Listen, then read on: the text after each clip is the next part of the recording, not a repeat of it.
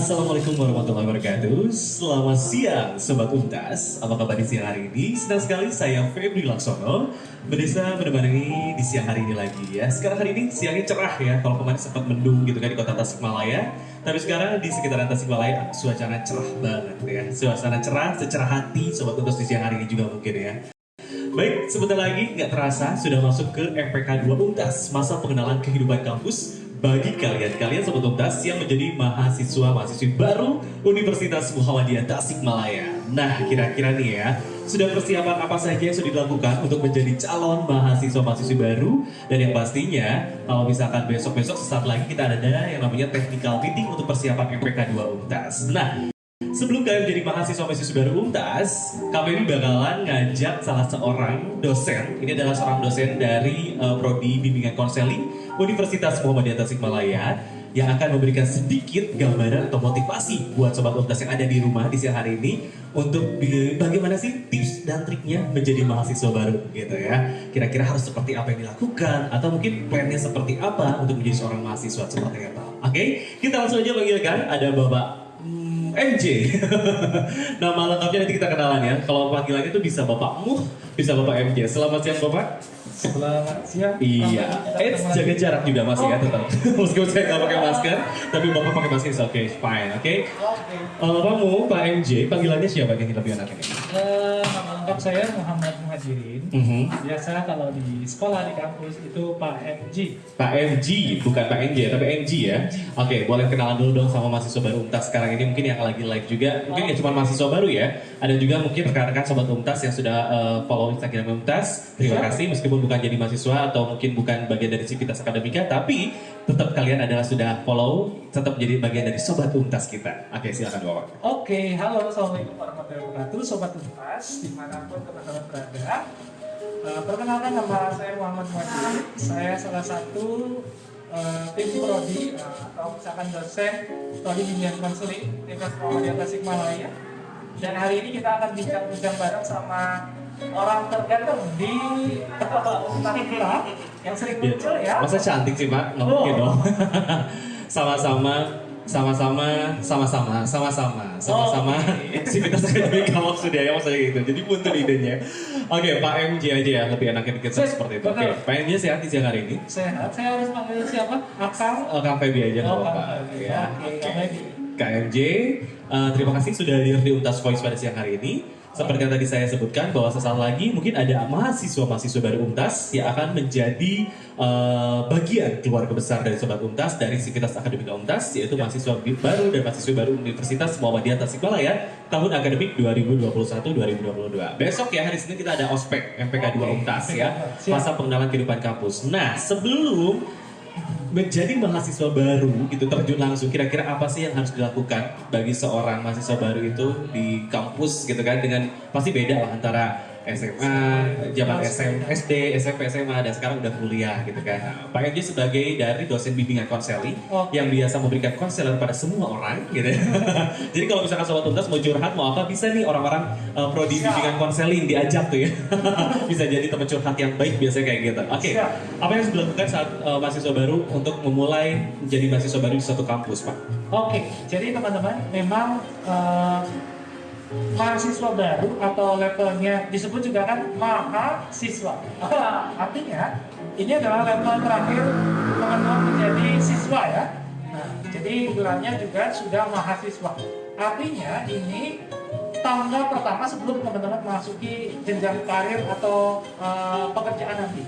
Nah, hal yang pertama yang perlu dilakukan, pertanyaannya adalah apakah teman-teman akan hanya cukup menjadi mahasiswa yang tipe kupu-kupu, kuliah pulang, atau misalkan kuliah online tidur lagi, ataukah teman-teman akan aktif menjadi mahasiswa aktivis ya, atau menjadi teman-teman yang aktif di himpunan, ataupun yang di UKM yang lainnya, atau teman-teman semuanya adalah life balance. Jadi akademik jalan, kemudian organisasi kemahasiswaan jalan, dan yang tidak lupa adalah kalian mulai self branding. Nah, salah satunya itu dengan melakukan olimpiade yang tugas-tugas terselesaikan dan yang lainnya. Nah, tips yang pertama bagi teman-teman itu kita mulai dari biasanya Pak, ini kan masa transisi, masa transisi kita, ya, masa transisi di mana masa ini sangat menentukan kesuksesan dari studi teman-teman sekalian.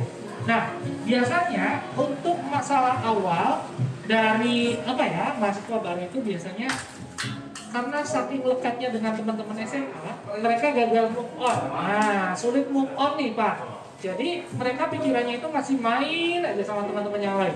Sementara di dunia kampus itu nanti mereka akan tuntutannya itu berbeda gitu. Jadi bukan hanya sebagai siswa. Nah, mereka harus aktif. Kalau dulu kita menunggu guru memberikan materi, sekarang kita harus nyari materi. Jadi harus benar-benar pengelolaan waktu kuncinya di sini yang utama. Time management ya Pak ya? Time management. Nah, teman-teman harus punya visi ke depan. Jadi teman-teman mau menjadi apa? Sekali lagi, mau mahasiswa yang kupu-kupu, mau aktivis saja, atau semuanya balance. Nah, saya harapkan semuanya balance. Ketika semuanya balance, teman-teman nanti akan akademik oke, prestasi oke, karir di masa depan juga luar biasa gitu. Jadi semuanya perlu disiapkan. Nah, selain time management yang sering biasanya mengganggu, apalagi nih kalau yang dulu ada pacarnya di SMA tertentu gitu kan, se-SMA sekelas bareng, sekarang yang cowok misalkan masuk ke Untas, yang cewek masuk ke Ucil atau di perguruan tinggi di luar kota. Nah, ada yang namanya LDR ya. Biasanya pacaran jarak jauh. Syukur-syukur kalau misalkan ini benar-benar serius nih Pak. Tapi kalau enggak, itu tantangannya berat juga. Mereka itu biasanya ada yang namanya regulasi emosi. Nah, emosi juga perlu kita atur, perlu kita tata hati kita gitu. Jangan sampai saya pernah menemukan teman saya ketika semester 1 itu dia belum mau kuliah. Karena dia nyusul ikut nganterin pacarnya ke luar kota, nyiapin kos-kosannya, sementara dia sendiri kuliahnya nggak benar gitu di semester awal. Nah, ini juga yang membuat dia hancur nilai-nilai awalnya.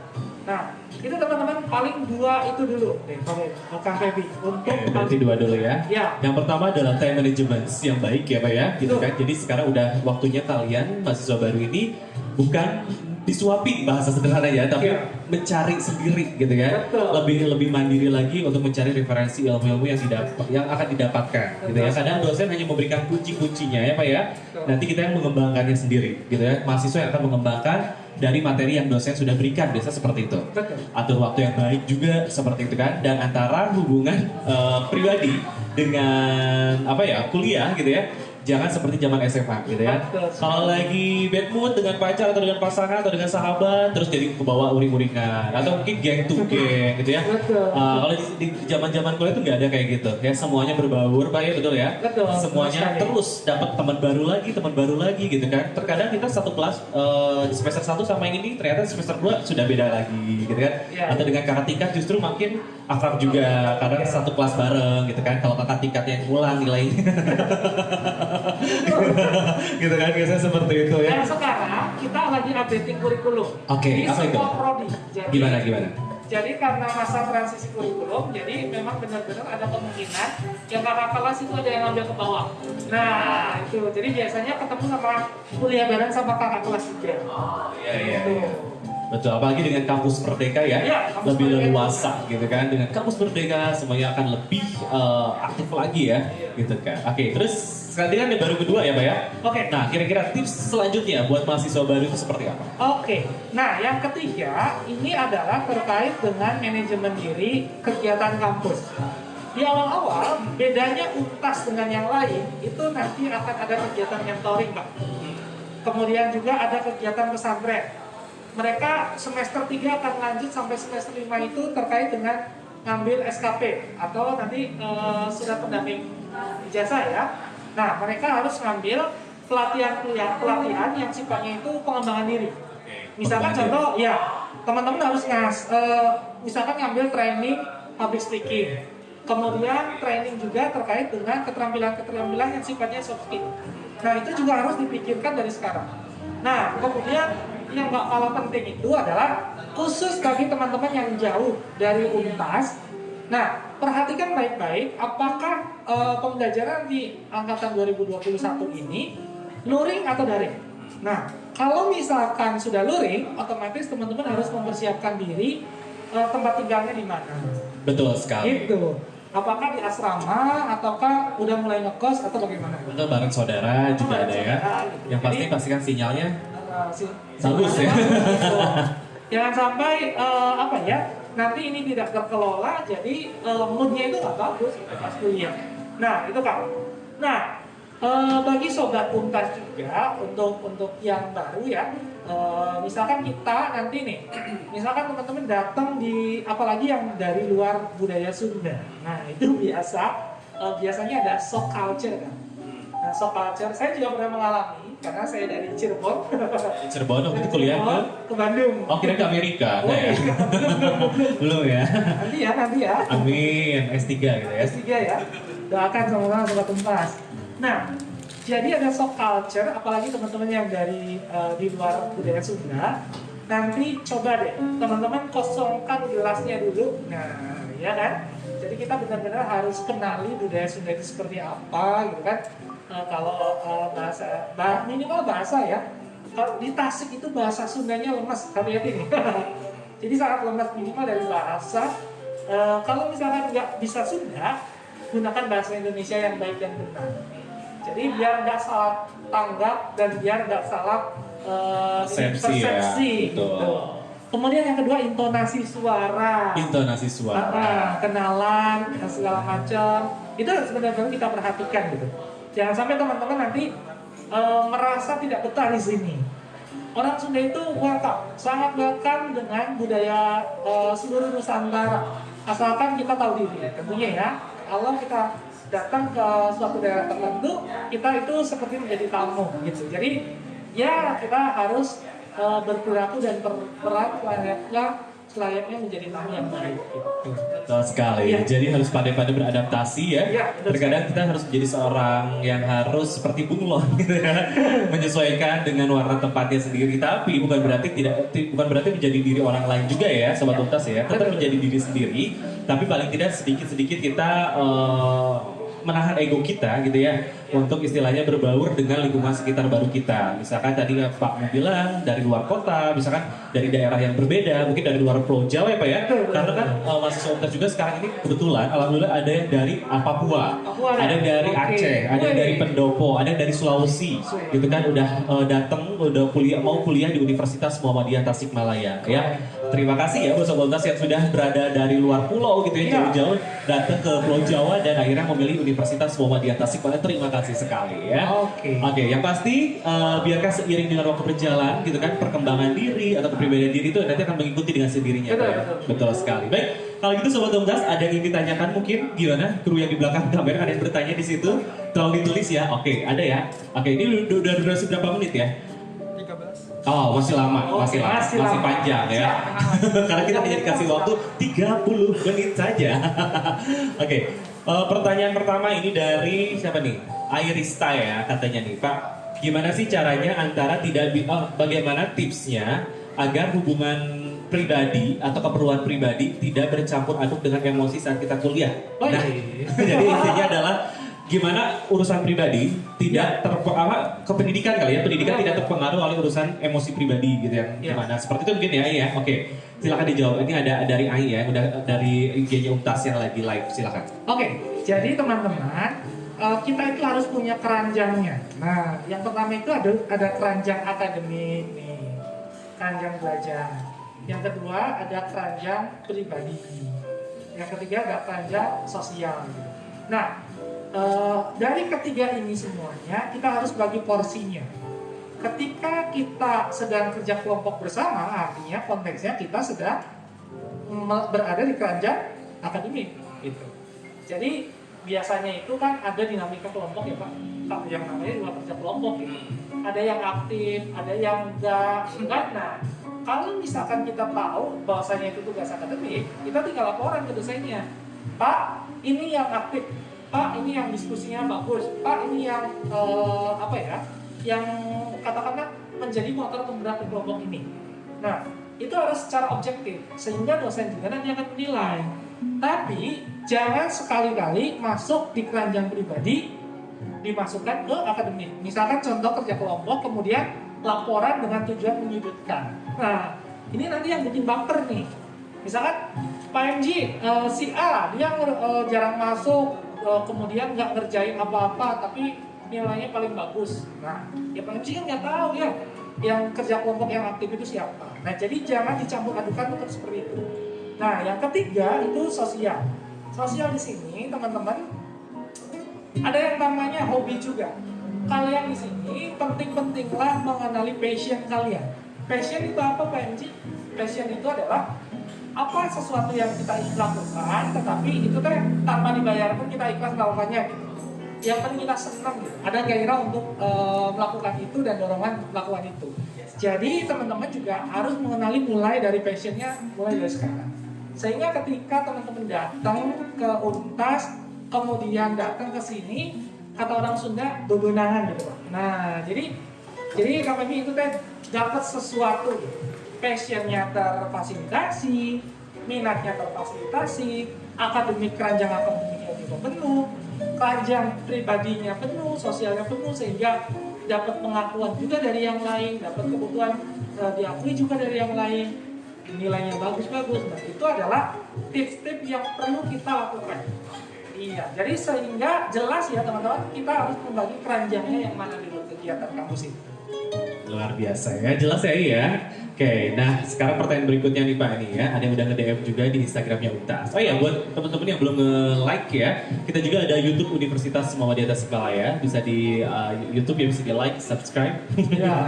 Kalau di Instagramnya kita di @untas. Oke, sekarang ada pertanyaan dari sekarang cowok nih, namanya siapa Dika ya? Dika Pratama. Oh, Aditya Pratama. Oke, Aditya Oh, Pratama. Dika ini yang mana? Oh, Dika yang pertanyaan berikutnya. Ini Aditya Pratama, bukan Aditya Nugraha ya. Aditya Pratama. Oke, Aditya Pratama menanyakan katanya gimana caranya mengatasi kakak tingkat yang kadang membuli di kampus. Betul. Ada gak sih, masih zaman gak sih membuli gitu kakak tingkat? Ah, zaman deh, kayaknya udah basi. Tapi masih ada yang kayak gitu biasanya. Oke, nggak membuli mungkin, tapi agak-agak sedikit nyir-nyirin. Biasalah kakak. Nah, gimana caranya nih ya, Pak Mo, katanya Pak FJ, caranya agar mengatasi kakak tingkat yang kadang membuli di kampus. Kata ini dari Adita ya? Adit Pratama ya? Oke. Ya, jadi teman-teman, kakak tingkat itu tugasnya adalah membimbing adik-adiknya untuk beradaptasi secara cepat di kampus gitu. Jadi kan ingat ya, adik-adik mahasiswa itu sekarang lagi pindah track nih, yang tadinya SMA ke dunia kampus. Dan itu butuh proses yang sebenarnya lama, tetapi kakak-kakak kelas itu ingin membantu biar mereka lebih cepat gitu, lebih cepat beradaptasi dan seterusnya. Nah, kadang-kadang pemaknaan terhadap cara mereka membantu ini yang diartikan sebagai aktivitas bullying. Nah, jadi teman-teman nanti bisa menilai ya, teman-teman saya kira sudah paham tentang bully itu apa. Ada cyberbullying, ada bullying secara verbal, gitu kan. Ada bully shaming dan seterusnya gitu. Nanti pisahkan. Kalau misalkan kakak-kakaknya sudah menjurus ke perilaku bullying, teman-teman boleh lapor ke wali, dosen walinya. Dosen walinya. Curhat dulu. Laporan dulu. Gitu ya. Nanti kami tindak lanjuti berdasarkan laporan tersebut. Nanti biasanya itu dosen wali akan memanggil kakak kelasnya. Nah, biasanya akan ada klarifikasi dari kakak kelasnya. Dan dosen wali juga akan menilai ini masuk sudah kategori bullying atau belum kategori bullying. Kalau misalkan sudah masuk, oke, nanti kita tingkatkan. Kalau misalkan impact-nya barangkali cyberbullying atau bullying ini misalkan kenanya dalam, nanti kita akan langsung masuk ke tahapan konseling. Tapi kalau misalkan enggak, misalkan ini masih dalam tahapan wajar, normal, ya itu kita akan coba mediasi saja, seperti itu. Nah, intinya seperti itu ya kuncinya. Coba kalian pahami dulu batasan-batasan bullying itu seperti apa. Nah, itu teman-teman. Nah, nanti juga akan ada masa biasanya orientasi kampus MPK 2 kapan Pak? Ya, MPK 2 hari Senin ya. Hari Senin tanggal 20 September 2021. Iya, jadi biasanya itu kalau nggak salah nih, biasanya ada level universitas dulu. Betul, level universitas. Setelah universitas nanti dikembalikan ke fakultas ya. Betul, ke Fakultas ke prodi. Betul, ke prodi. Nah setelah di prodi nanti mengikuti dengan kakak-kakak himpunan, mengikuti juga dengan dosen-dosen yang ada di prodi. Lalu teman-teman di akhir nanti dikembalikan lagi ke universitas. Betul. Dan ini adalah kesempatan yang luar biasa. Tidak akan terulang lagi tahun depan. Jadi teman-teman harus memanfaatkan momen MPK 2 ini dengan sangat baik gitu ya. Jadi nanya Kak, kuliah di prodi teknik mesin itu kayak gimana? Kuliah di prodi BK itu nanti kayak gimana? Biar nilainya bagus itu kayak gimana sih gitu. Nah, nanti boleh juga nanyain tugas-tugasnya kayak gimana. Nah, itu biar kalian masuk kelas ketemu Pak MG, ketemu dosen yang lain, itu tidak merasa kaget. Gitu Pak. Oke, nah kalau itu dari seputaran hubungan antara mahasiswa ya, Iya. gitu kan. Nah kalau Pak MG sendiri pernah nggak sih waktu pas zaman kuliah itu bullying seperti itu waktu zaman kuliah? Jujur, Wih. jujur. Pernah Pak. Oh pernah ya. Saya dibully Biasanya juga. Pak dibulinya gara-gara karena Pak MG terlalu cerdas atau gimana? Kenapa? Jadi biasanya itu kalau orang Cirebon datang ke Sunda itu kan biasanya masih lemas. Apa J? Apa J artinya? J itu seperti teh. Oh, J. Jadi biasanya itu lemes keluar. Oke. Nah, Terus? biasanya sama kakak tingkat itu dipanggil, "Hai Jawa, kadeo." Padahal dia juga yang manggil Jawa ya, Jawa Barat gitu Jawa kan. Barat, gitu. Meskipun kita Jawa Tengah, Jawa Barat. Jawa-Jawa juga sebenarnya. Jawa juga gitu. Oke, Nah, terus gimana nih caranya waktu pas lagi zaman kuliah nih sedikit ini aja ya pengalaman Pak Edi sendiri gimana mengatasinya? Apakah sama ke dosen lain juga atau justru langsung lapor ke polisi? Gimana nih? Nah, yang pertama kita anggap dulu aja kalau emang kita Jawa, kenapa emang yang Jawa gitu kan? Nah, jadi terima dulu apa yang mereka sampaikan. Nah, kalau selagi tidak terlalu melenceng, kita coba deketin karena biasanya mereka itu mau bercanda, mau lebih akrab dengan kita, cuman kitanya aja kan situasi itu sebenarnya netral. Netral ya, Kang Feby. Tergantung kitanya aja, mau baper mau enggak. Kalau mau baper langsung kesinggungan, ya biasanya kita marah dong gitu. Tapi kalau sifatnya netral, oh ini kakak tingkat cuma mau deket nih sama kita. Apalagi ke yang perempuan. Nah, modus-modus tuh banyak. Nah, biasanya kita coba tampung dulu. Oh iya, ini masih batas wajar, kayak kenalan doang, nggak masalah. Nah, kalau enggak, teman-teman curhat. Biasanya itu ada kakak peer-nya. Nah, ada kakak pembimbingnya. Kalian boleh sampaikan itu curhatan kalian tuh ke mereka gitu. Nah, baru nanti Ketua himpunan ya? Gitu Ya. bisa juga ya ketua himpunan Boleh. mahasiswa biasa gitu kan Himpunan setiap mahasiswa. angkatan kan ada ya ketua Ada. himpunan gitu kan cerita atau curhat mungkin itu tuh gini Ya. jadi cari solusi bersama dan intinya adalah positive thinking ya Pak ya betul. gitu terserah deh orang kalau misalkan ada pro dan kontra sama diri kita karena bagaimanapun juga hidup dan pro dan kontra betul kan Pak? Betul sekali. Betul, siapa tahu aja mungkin yang nyinyir kita atau ngebully kita dia tuh mungkin ada sedikit iri bisa juga ya Betul. mungkin kan atau mungkin dia lebih tampan, lebih cantik atau mungkin lebih pintar atau merasa lebih populer gitu kan Iya, betul. kakak tingkatnya nggak suka gitu kan Ada kayak gitu.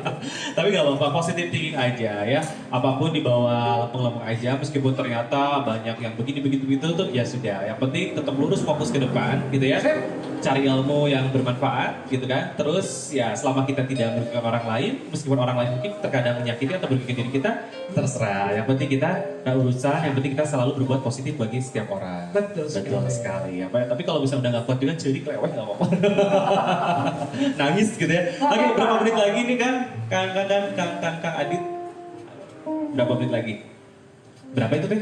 Oh 7. Oke. 7 kok gini ya? Gini dong. Gimana gini ya? Nah. Oke. Nah, yang itu 7. Oke, masih ada pertanyaan lagi? Oke, kalau misalkan nih tipsnya lagi nih Kang katanya. Ini nggak tahu dari siapa, nggak ada namanya ya. Cuma dia kasih simbol hashtag aja. Oke, pertanyaannya adalah apa nih? Apa tuh jawabannya Pak? Oh, gimana caranya menjadi orang yang populer di kampus kan? Kok jadi curhat gitu? Ini lebih apa sih konseling? Soalnya ada dosen bimbingan konseling ya. Ini udah ada yang nyari-nyari gimana caranya biar populer di kampus katanya. Iya. Gue tahu caranya. Nah, ini teman-teman. Gimana caranya? Jadi ini juga kita melakukan perlu ya, karena nanti di masa depan ketika teman-teman masuk di dunia kerja, yang ditanyakan sama HRD itu sepopuler apakah dirimu? Sepopuler apakah dirimu? Iya, di kampus ya, di Gitu ya? kampus. Nah, jadi biasanya dia akan melakukan tracing. Tracing itu dengan beberapa cara. Misalkan dia aktif di sosial media apa enggak? Aktif di sosial media atau enggak? Iya, Terus betul. Kemudian biasanya lihat dari IG-nya. dari IG-nya gitu ya. Oke, dari sosial media ya. Iya, Aktif atau followersnya tidak? berapa nih? Aktif apa Oke. enggak nih? Terus kedua? Kedua itu dari YouTube-nya.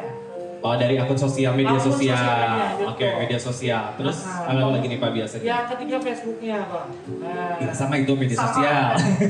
Oke, Ini media sosial juga, Bapak. Terus Yang apa nih? ketiga, Apa nih kira-kira? Yang ketiga berikutnya itu Apa? populer di kalangan teman-teman dia. Kalau di kalangan teman-teman apa Ah, enggak? iya. Penilaiannya gimana tuh? Penilaiannya kayak gini. Jadi dia direjectif apa? Saya lupa bahasanya. Lebih diterima atau lebih di-reject? Oh, lebih diterima atau lebih di-reject? Oke. Penolakan, sorry. Oh, Nah, iya. Iya, jadi tandanya sederhana sebenarnya. Ketika dia diomongin negatif sama teman-temannya, kemudian dia dijauhi kehadirannya gitu kan. Ketika ada dia kemudian bubar. Nah, itu dia mengalami penolakan dari teman-teman di lingkungannya. Nah, itu juga yang biasanya menjadi problem awal mahasiswa baru gitu. Nah, tipsnya kalau ingin populer, teman-teman genuine aja. Jadi diri kalian sendiri, dimanapun itu. Misalkan di universitas, mulai dari kelas ya, ketika MPK 2 nanti, kemudian ketika nanti simulasi sidang biasanya Pak ada, kemudian materi-materi terkait dengan pengenalan lingkungan kampus. Betul. Nanti genuine aja, jadilah diri kamu sendiri. Oke. Tidak menggunakan topeng. Jadilah diri sendiri dan kerjakan tugas juga sendiri ya. Iya. Jangan sampai copy paste. Zaman sekarang udah sering banget ya copy paste segala macam. Apalagi kalau misalkan hati-hati ya, kalau misalkan nih buat MPK 2 mahasiswa baru UNTAS, kalau nanti udah MPK 2 juga hati-hati dengan yang namanya sertifikat Pak. Iya, Sertifikat ospeknya atau MPK 2 ini harus betul-betul dijaga baik-baik karena salah satu cara sidang skripsi adalah mengumpulkan sertifikat MPK 2. Nah, jadi informasi juga nih Pak Mu ya, sedikit aja informasi buat mahasiswa baru juga yang belum ikutan MPK 2 tahun kemarin, coba langsung aja ya, nanti mungkin bisa hubungi bagian kemahasiswaan untuk ikutin MPK 2 tahun sekarang karena belum terlambat, karena tanggal 20 September nanti kita akan ada MPK 12 hari Senin tepatnya. Kita nanti besok ada technical meeting, nah jadi belum terlambat buat mahasiswa baru yang belum MPK 2 tahun kemarin bisa ikutan seperti itu. Oke Pak Mu, sebagai kata terakhir, motivasi apa yang akan diberikan buat mahasiswi baru Universitas Muhammadiyah Tasikmalaya atau UNTAS yang sekarang ini sebentar lagi akan menjadi mahasiswa baru, silakan. Singkat saja Pak. Untuk sobat UNTAS sekalian, pertama dan terakhir barangkali ya ucapan selamat datang di bergabung menjadi keluarga besar Universitas Muhammadiyah Tasikmalaya. Jadikan ini adalah momen narasi dalam hidup kalian. Jadikan momen ini adalah momen yang berharga. Lakukan sebaik-baiknya. Tetap jaga semangat, jaga mood, dan jaga hati kita. Oke, jaga mood, jaga hati, dan jaga diri baik-baik juga ya. Baik, terima kasih Pak Mu atas waktunya. Mohon maaf karena ini waktunya sangat-sangat terbatas di live UNTAS Voice ini, di live IG-nya. Terima kasih buat Sobat UNTAS yang sudah bergabung di siang hari ini. Dan track ini juga tidak hanya di live, tapi juga nanti kita akan simpan di YouTube Universitas Muhammadiyah Tasikmalaya. Baik, terima kasih. Sebagai kata terakhir kita sebutin UNTAS. Cerdas, berkualitas, jadi lokal untuk global. Saya Kak Feby dan juga Pak J. Terima kasih dari studio Pusat Informasi UNTAS. Wassalamualaikum warahmatullahi wabarakatuh. Dadah.